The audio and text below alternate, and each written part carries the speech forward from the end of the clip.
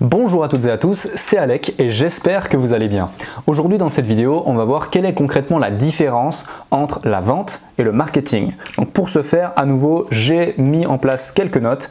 Donc le marketing, avant tout, ce sont toutes les actions mises en place pour amener le prospect en magasin ou sur un site internet, ou en tout cas réellement tout ce qui va se rapprocher au fait de véhiculer un message commercial, d'accord? Je pense que le marketing va être plus dans la phase d'acquisition et la vente va être plus dans la phase de conversion. Okay, il y aura aussi une phase de rétention, bien sûr, qui est liée à un discours commercial, qui est liée à la vision, aux valeurs, mais la vente, c'est vraiment le moment où le prospect est ici, est présent, est sur le point de vente, est sur le point d'acheter, il est en face de nous, on doit lui délivrer notre discours commercial et on va s'assurer qu'il consomme, s'assurer qu'il achète notre produit.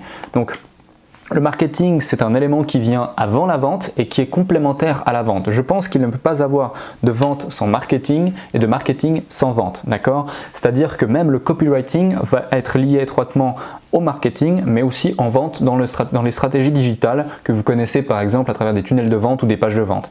Donc ça, c'est extrêmement important. C'est-à-dire que, prenons un cas concret, le marketing, c'est quoi dans quelque chose que vous connaissez pour la plupart d'entre vous qui regardez cette chaîne et ces vidéos, dans un tunnel de vente où on va vous emmener vers d'abord une publicité, enfin une offre gratuite, un contenu gratuit avec une publicité ou autre, et ensuite, grâce à une séquence d'emails ou un tunnel de vente direct, on va vous amener vers une page de vente.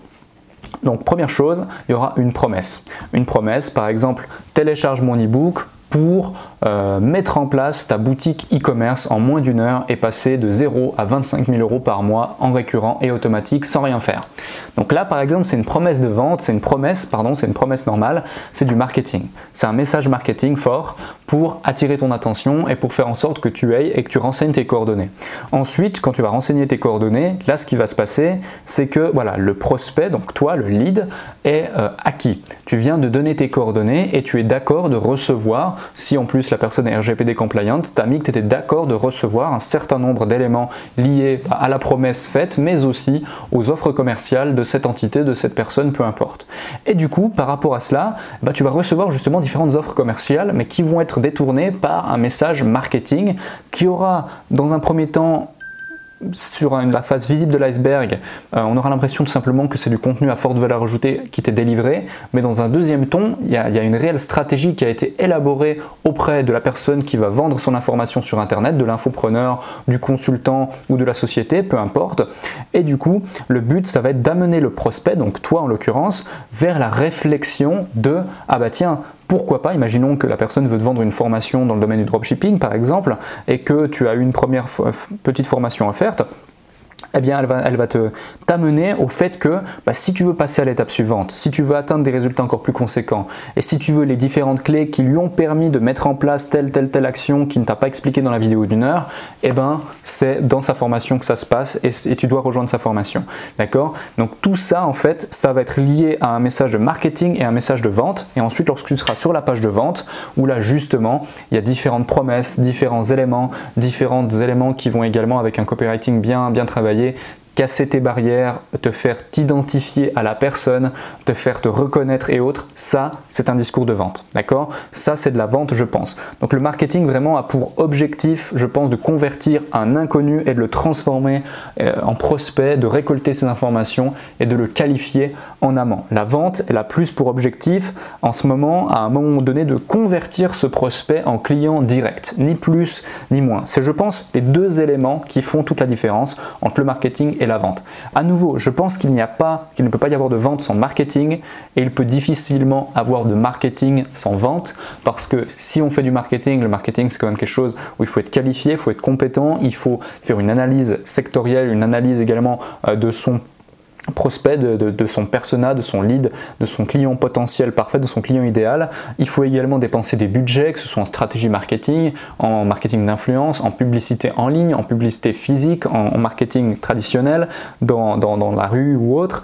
Il faut également avoir une réelle stratégie en amont, même si je l'ai déjà dit, je le redis parce que c'est extrêmement important, avec un réel plan d'action derrière, calculer la rentabilité, mais du coup la rentabilité de quoi? Donc il faut vendre des produits, bien sûr. Il faut savoir que le marketing, il y a différents types de marketing, influence, viral, etc.